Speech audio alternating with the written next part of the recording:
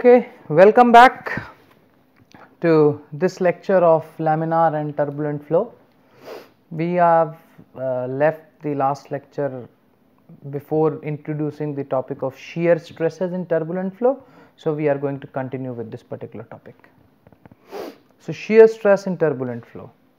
We are going to talk about a model that is called Bosnes model, where the total shear stress in case of laminar flow, it was due to the viscosity, viscous. Sorry, that was only due to the viscous. But in a turbulent flow, there is an additional component of shear stress that happens because of the turbulence in the flow. So, therefore, the shear stress in total is much larger than the viscous flow. At least it is definitely larger than the viscous flow, because there is shear stress that is associated with turbulence too.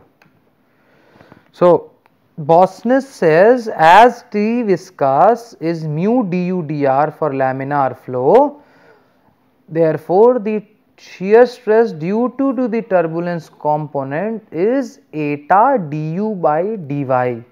Here you see this is similar. So, instead of mu there is something called eta, a new coefficient of viscosity, okay, and this is called eddy viscosity.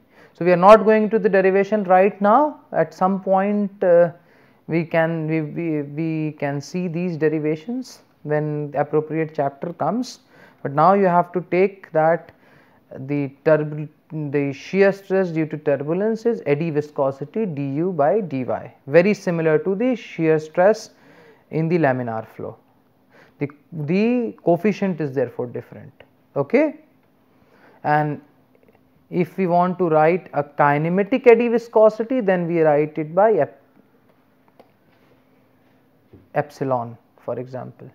So, this can be written as eta by rho, similar type of definition as laminar flow. What is eta for laminar flow, for example, or mu for laminar flow, that you already know. We have been doing that. It was 10 to the power minus 3 Pascal second. No, okay. So, eta for laminar flow will be 0, yes. So, but mu for this laminar flow is 10 to the power minus 3 Pascal second, and if the flow is laminar, eta is going to be 0 because it is related to the turbulent viscosity. So, unlike the dynamic viscosity mu and kinematic viscosity nu, eta and epsilon are not fluid properties. They are not fluid properties, okay. The values of eta and epsilon are dependent on the flow conditions. So, epsilon decreases towards the wall, becoming 0 at the wall. So, the epsilon, that is the kinematic eddy viscosity, decreases as you move towards the wall and becomes 0 at the wall. Now, coming to what is Reynolds shear stress. So, Reynolds in 1886 gave expressions for turbulent shear stress between two fluid layers separated by a small distance, and he said that the shear stress due to turbulence can be written as minus rho u prime v prime whole bar. Actually, it is not an assumption, but this can actually be derived, which we will do at some point in this hydraulic engineering course, but not now. So, you have to understand Reynolds shear stress is given by minus rho mu dash v dash, and it does not have only one component, it has minus u dash w dash, it will have minus v dash w dash. So, there are some normal shear stress, but this is one of the shear stress component. Whereas, what is u prime? That is the fluctuating velocity component in x direction. V prime is fluctuating component of velocity in y direction. Experiments show that u prime v prime is usually a negative quantity. Therefore, the tau turbulence or minus rho u prime v prime whole bar is total or positive quantity, it has negative correlation, that we will see. Now there is a concept of Prandtl's mixing length theory. So turbulence shear stress can be calculated if this thing is known, u prime v prime whole bar is known, because as we see the tau turbulence by Reynolds was given by minus rho u prime v prime whole bar. So what a nice thing it would be if we can calculate u prime v prime bar, because that is unknown until now. Okay. So accurate determination of u prime v prime whole bar is very difficult. Therefore, in 1925 Prandtl introduced the concept of mixing length, which can be utilized to express the shear stress here in terms of some measurable quantity. Okay. So mixing length Lm, he said it can be described in terms of mixing length Lm. He said mixing length Lm is the distance between two fluid layers in the vertical direction, in the y direction, such that the bundles of fluid particles from one layer could reach the other layer and mix in the new layer in such a way that the momentum of the particle along the flow direction is the same. So he related it to mixing, okay, and he said that the mixing length is the distance between two fluid layers in the vertical direction, okay, such that the bundles of fluid particles from one layer could reach the other layer and the mixing can happen, okay, something like this. So this is the velocity profile, and he says he divided the fluids into layers, and this he says is the mixing length, okay. All right, we are going to explore this in more detail in the next slide. So Prandtl related u prime to mixing length Lm. He said that this u prime, as you can see in the figure here, he said proportional to u prime, but I am going to write it on the next slide. He related u prime to the mixing length Lm as, he said this u prime can be written as mixing length Lm multiplied by the gradient of the average velocity. Okay, so he said u prime, this is very important to know, Lm as du bar by dy.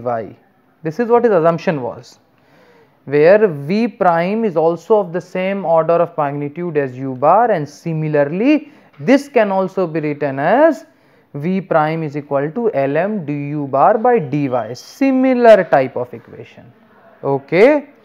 And if you substitute equation 11 and equation 12 in Reynolds stress model, which was, it was tau turbulent is equal to minus u prime v prime whole bar, you get, so minus minus will become positive, it will become tau turbulence is rho Lm square du by dy square.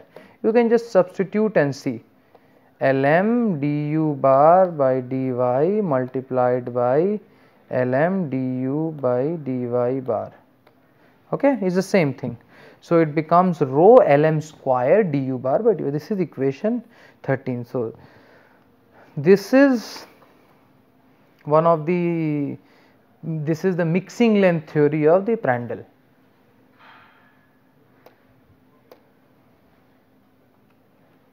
So Prandtl also assumed that the mixing length Lm is a linear function of distance y from the wall or any solid boundary. Therefore, he said Lm can be written as ky. So if you go back and see here, now rho is known, du by dy can be calculated because we are dealing in terms of average velocity, right, which can be measured. Now the only unknown is Lm. So how do we find this Lm now? So the problem is becoming less and less complex. We are going from one variable to the other. Now the only unknown thing is Lm. So Prandtl needed to relate this to something. So he assumed that Lm is a linear function of distance y, and he said Lm is equal to kappa into y. where kappa is known as van Karman constant and it has been found to be equal to 0.4. So, he said mixing length is 0.4 times y. This is quite an important result. Okay. So, now we know everything, for example, right.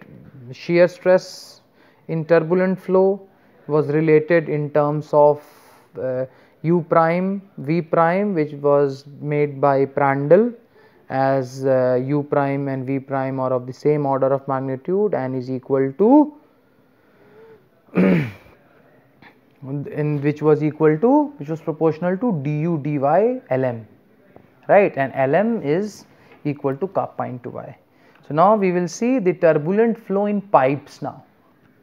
So, in turbulent flow the viscous shear stresses exist only near the boundary. So, and most of the region is dominated by the turbulence. So, near the boundary the viscous shear stress will act, and that are the only places where its existence. Hence, the total shear stress can be approximately obtained from equation 13, okay, as the total, this was,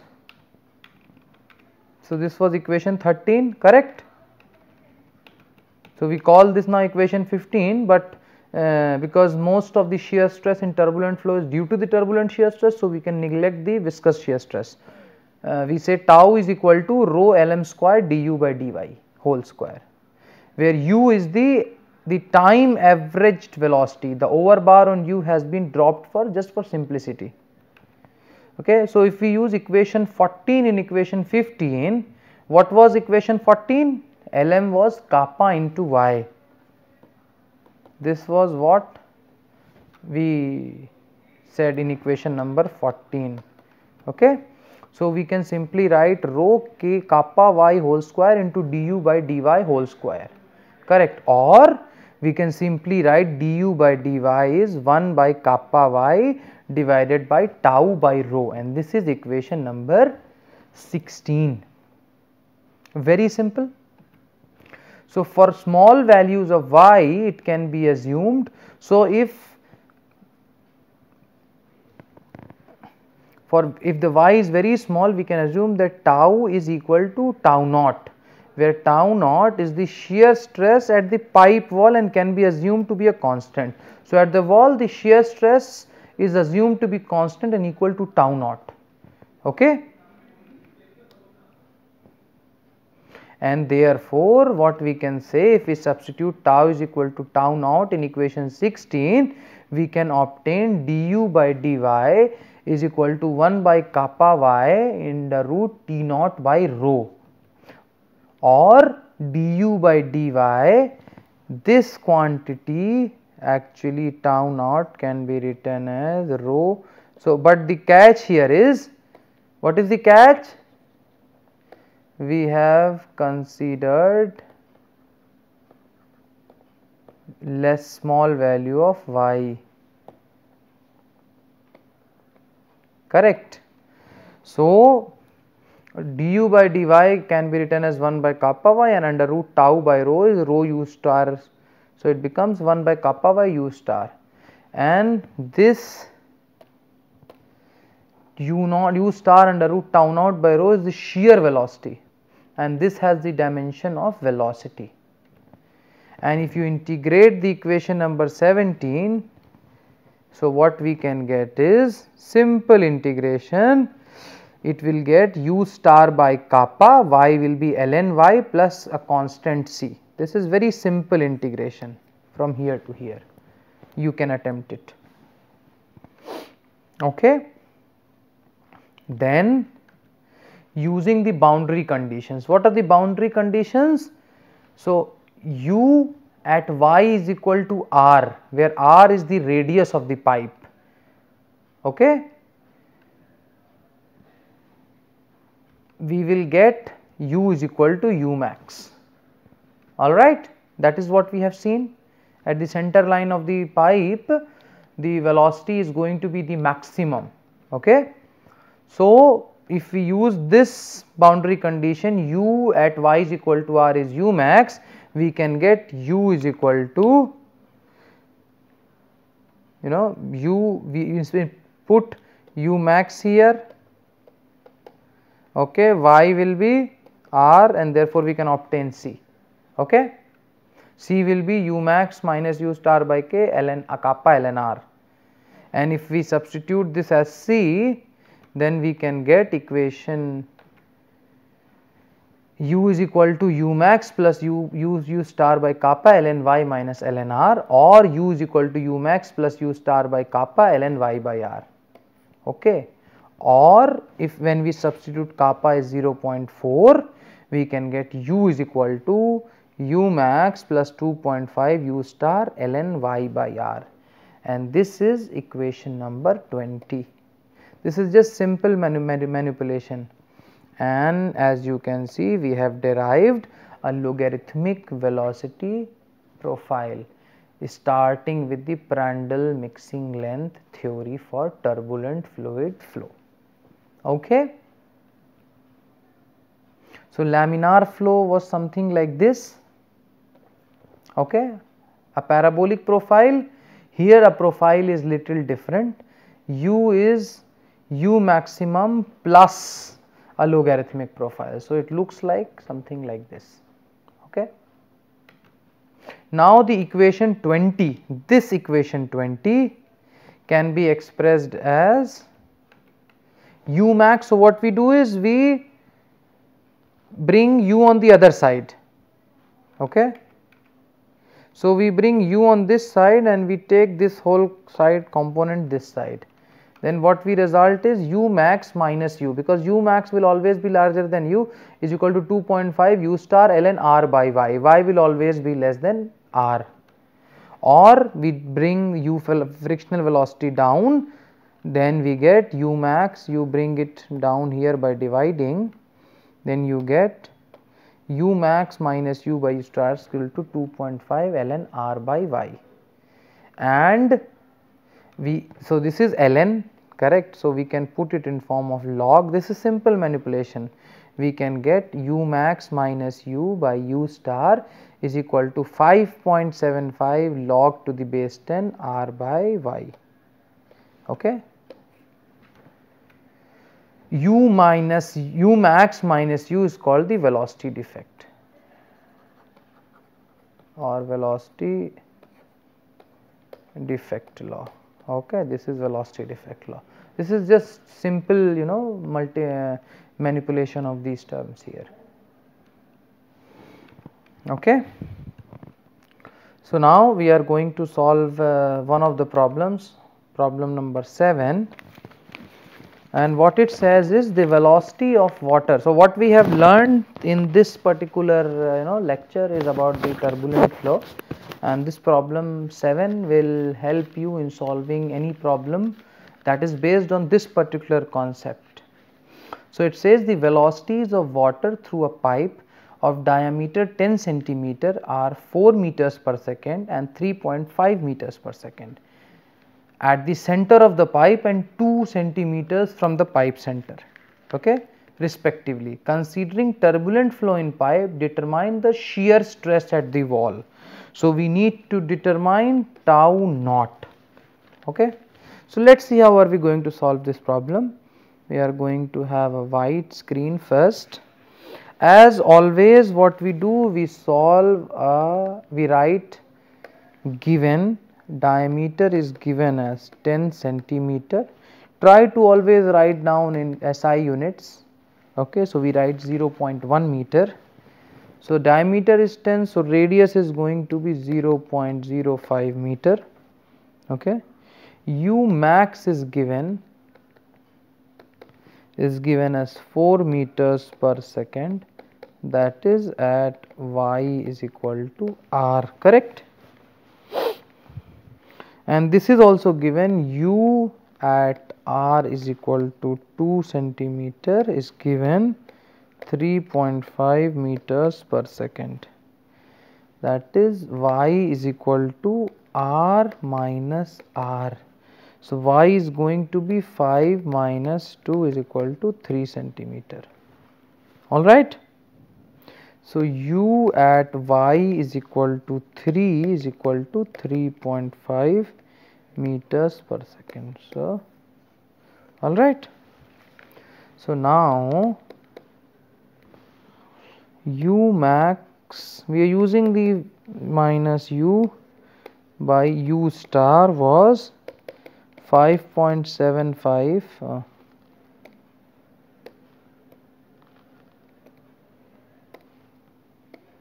5 log r by y. Okay. So substituting the values here, this from here, this equation 4 minus 3.5 divided by u star is equal to 5.75 log base 10 5 by 3. This will give us u star as 0.392 meters per second. We also know u star is under root tau naught by rho, or tau naught is rho u star whole square. Therefore, tau naught, rho is 1000 and u star we already got, 0.392.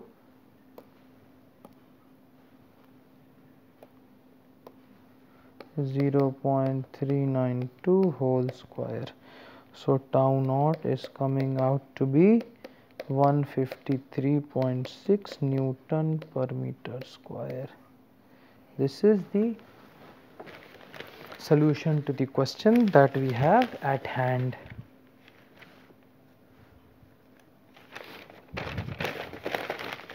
All right. So going back again to the slide.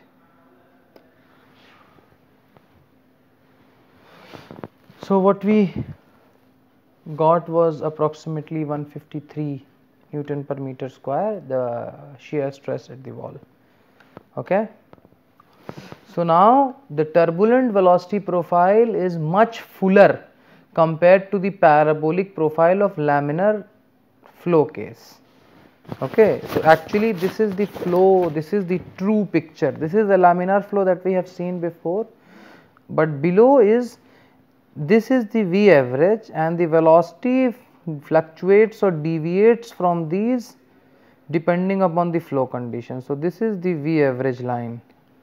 Okay, there are several other layers: viscous sublayer, buffer layer, overlap layer and turbulent layer. So as I told you in the last slide, there are different layers in turbulent flow, and we are going to talk about that. Turbulent flow along a wall consists of 4 regions. Okay. Viscous sublayer, this layer is this layer next to the wall. So this is the closest to the wall, where the viscous effects are dominant and the velocity profile is almost linear. Okay. So in viscous sublayer, the viscous effects are dominant and the velocity profile is linear. In the buffer layer, though turbulent effects are becoming significant, the viscous effects are still dominating. Okay. In the overlap layer, the turbulent effects are much more significant but still not dominant. Okay. In the overlap layer. In the turbulent layer, the turbulent effects dominate over these viscous effects. Now when it comes to these beds and these regimes, some of the important terms that are there is hydrodynamically rough and smooth boundaries. Okay. So this is the, if you see, there is a term called K. Okay, here, if in here, so K here is the mean height of the surface irregularities. We talked in the beginning that the turbulence could occur due to the presence of irregularities on the surface. So let us say the mean height of the surface irregularities is K, and delta dash, for example, is the height of viscous or laminar sublayer. The first layer that we talked, the viscous sublayer, okay, that was where the velocity profile was almost linear, okay. So outside the laminar sublayer, the flow is turbulent. That is what we have talked about. Eddies present in the turbulent zone try to penetrate the laminar sublayer and interact with the boundary, okay. But when the surface irregularities are much smaller than delta dash, the height of the viscous sublayer, the eddies are unable to reach the surface irregularities, okay, when the roughness height is much less. Therefore, we define that boundary as a smooth boundary. So, smooth boundary are the one where the thickness of the viscous sublayer is much larger than the surface irregularities. We will see what those surface irregularities here represented by K. When K is much larger than the delta dash, that is the thickness of viscous sublayer, the irregularities are above the laminar sublayer, leading to the interaction of eddies with the surface irregularities, and therefore these are called rough boundaries.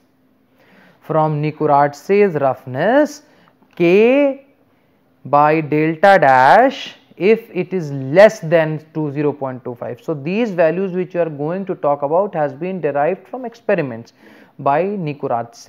Nicoratz said if K, which is the height of the irregularities divided by the thickness of viscous sublayer, is less than 0.25, the boundary is smooth. If K by delta dash is greater than 6, the boundary is for sure rough. But if it lies in between 0.25 and 6, the boundary is transitional. In terms of roughness Reynolds number, so actually there is something called roughness Reynolds number that is dependent upon K, the height of the irregularities. So, in terms of roughness Reynolds number, if this Reynolds number is less than the 4, the boundary is smooth. If it is more than the 100, then the boundary is rough, and it is lies between 4 and 100, the boundary is transitional. So, either we can calculate it in terms of K by delta, where K is the height of the irregularities and lambda dash is the viscous sublayer, or more, it is more easy to calculate U star K by nu. If this is less than 4, it is smooth. If it is more than 100, then rough. Otherwise, in between, it is a transitional boundary. Now, we will solve one problem about this particular concept.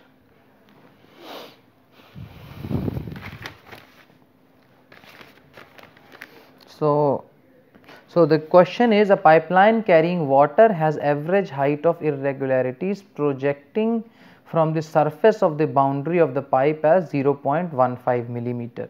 What type of boundary it is? We have to estimate the rough or smooth or transitional boundary. The shear stress at the pipe wall is 4.9 meters per Newton per meter square, and the kinematic viscosity is 0.01 Stokes. So, shear stress at the wall is given, right? So, we will be able to calculate U star from here.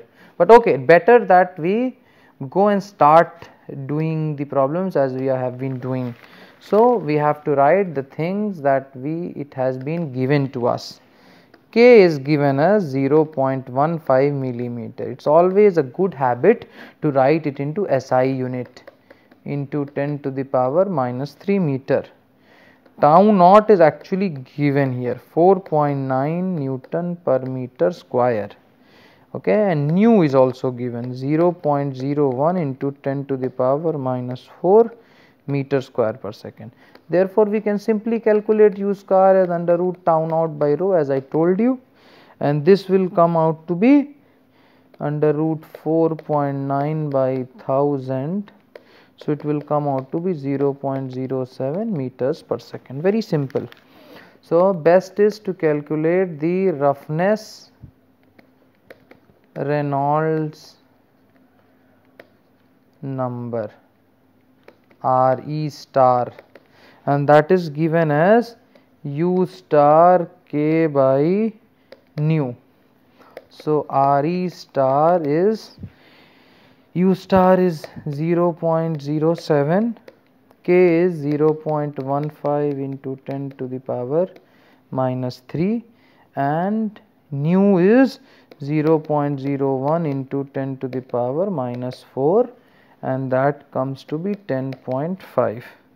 So as Re star lies between 4 and 100, this implies that the boundary is transitional. Okay. So just going back to that screen. So what we have got is Re star is 10.5, implying